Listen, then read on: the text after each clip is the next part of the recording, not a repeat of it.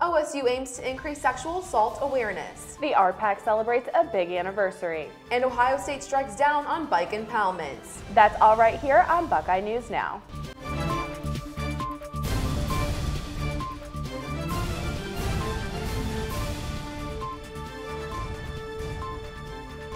Welcome back, everyone. I'm Ariana Bernard. And I'm Amanda Vaughn. You're watching Buckeye News Now. Ohio State already has numerous programs on sexual assault awareness and prevention, but the school isn't stopping there. Buckeyes Act is a new comprehensive program that combines existing efforts with new initiatives to help improve sexual assault awareness. Lantern TV caught up with Kelly Brennan, who was on the task force that created the initiative, to learn more. Buckeyes Act is a comprehensive program that brings together our existing efforts in prevention and awareness around campus sexual assault, relationship violence, and stalking, as well as introduces some new elements. Most importantly, are beginning in the fall of 2016, required education for students entering the university on sexual assault and sexual violence, as well as the development of a university-wide task force to look at sexual assault and the results of our campus climate survey and see what more we can do to prevent these issues. To better ensure and increase the availability for students and citizens to park their bicycles on Ohio State's campus, Transportation and Traffic Management has increased the enforcement regarding bicycle impoundment. Bicycles parked and locked on undesignated areas are at risk of being tagged, removed, and impounded. Lantern TV spoke with Nicole Holman, a representative of Ohio State Administration and Planning, to learn more. It has been advertised here recently just as a notice that those enforcement efforts are going to be stepped up, and the education is really intended to make sure that cyclists are aware of the alternate bicycle parking locations, so the designated bicycle racks on campus.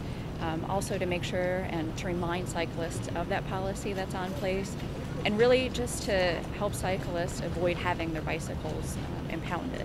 Ohio State was one of a handful of universities to receive the Steelcase Active Learning Center grant.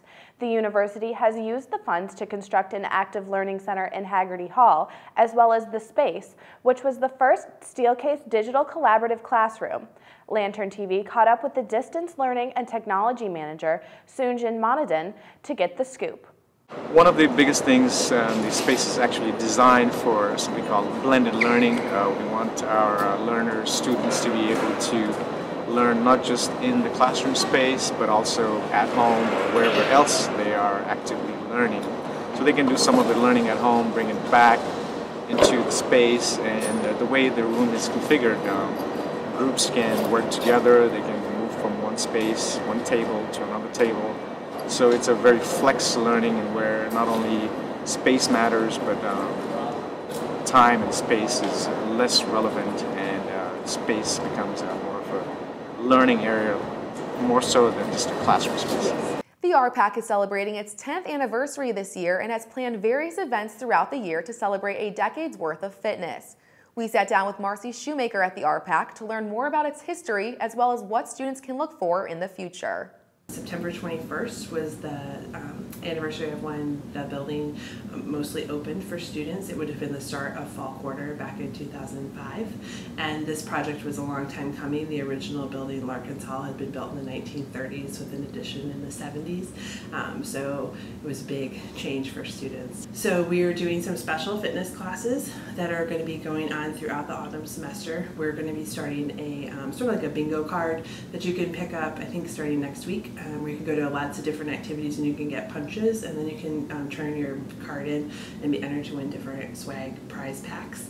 And we're going to be doing a 10K in the spring. Ohio State Police welcomes a furry new member. And the Buckeyes are gearing up to take on the Broncos this Saturday. Don't go away.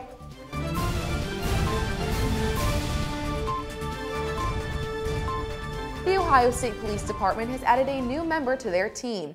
Ina is a police K-9 who will help keep Ohio State football games safe and secure. I sat down with OSU K9 unit team leader, Officer Brian Thompson, to learn the process behind Ina's training and what her role will be. We have a really good relationship. She's a hard worker. She loves to work. She loves to please me, which is awesome. Officer Brian Thompson is talking about a new member on the Ohio State Police team, but this one walks on all fours and has a tail. Ina is a 1.5-year-old Malinois from France who began working on September 11th after going through a 10-week training period in order to specialize in explosive detection. The dog is a dual-purpose dog, which goes into criminal apprehension, but her main focus is on explosive detection. What we do is we work on vehicles, buildings, area searches on the explosive end, but we also work on luggages, mass quantities, but also for criminal apprehension, we look for building searches, area searches for men running from the police, or handler protection. Ina is replacing K-9 Duran, a 10.5-year-old Malinois that recently retired. She is one of 3 canines currently serving on the police force. All the dogs are specialized in explosive detection.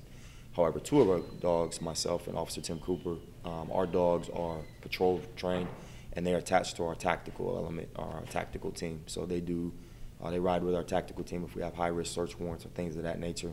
One location specifically that Ina will help keep secure is Ohio Stadium during football games. That's one of her main roles. We have 105,000 people sitting in that stadium trying to enjoy a football game. We want to make sure that those people go in and come out safe. So that's our main objective, and that's why we do what we do. Reporting for Lantern TV, I'm Ariana Bernard. Each year, the Office of Diversity and Inclusion hosts a discussion series that focuses on relevant topics concerning diversity. The series includes 6 sessions throughout the calendar year, broken up into different topics. The first session of the school year was held on Thursday to discuss the relationship and struggles between law enforcement and the public. Lantern TV was at the event and brings a quick recap. Something doesn't look right, call us so we can take action. Because some of the bad guys are wearing OSU uniforms, OSU jerseys. They're wearing backpacks and they're trying to assimilate with the general population. And I don't want my officers to be targeting people, but we do need to catch the bad guys. We need to keep the students, faculty, staff, and visitors safe. So it's important we interact with the community and understand and embrace differences and cultures, and we get along with each other better. College campuses are a perfect environment to discuss these kind of topics. Students are taught to become critical thinkers. Students are leaders for tomorrow, and so I think we need to discuss these topics so that they can start thinking of ways to improve the community and to address the issues and challenges that we face. The Buckeyes are currently 3-0 this season, but after struggling offensively against Northern Illinois, the team is looking to make improvements before their game against Western Michigan this Saturday. The biggest thing for us right now, to be quite frank with you, is we got to go in and do what we do.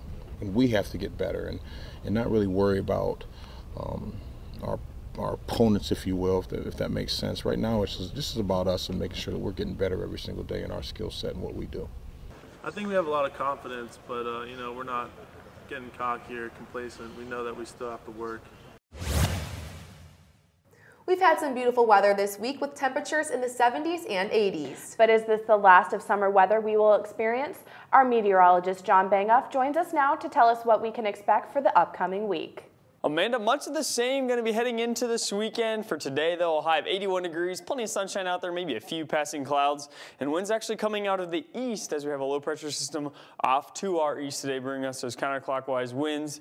Sunny skies today, going to be a pretty nice one. Heading into your day tomorrow, much of the same, a little bit more clouds moving into the air. High of about 78 degrees, mostly sunny skies. As we head into the weekend, we are going to see an increase in those clouds as the system approaches from our south. Heading into the day on Saturday, pretty similar to last week, high of about 75 degrees. I do expect a chance for a stray shower through the afternoon. Really no thunderstorms to worry about. I'd say odds are better to not have any rain than to see some potential, but I'm leaving the chance in there for the day on Saturday as Ohio State hosts the Western Michigan Broncos. Heading into the day on Sunday, those clouds linger, high of 77 degrees, mild. It will be breezy. There is still a slight chance of showers on Sunday, but again, not a huge chance in the forecast. And then heading into the day on Monday, those skies clear out just a little bit more, back to 79 degrees. Next week looks pretty nice. We could get pretty wet, though, late next week as we start October. I'm meteorologist John Bankhoff. Back to you guys in the studio.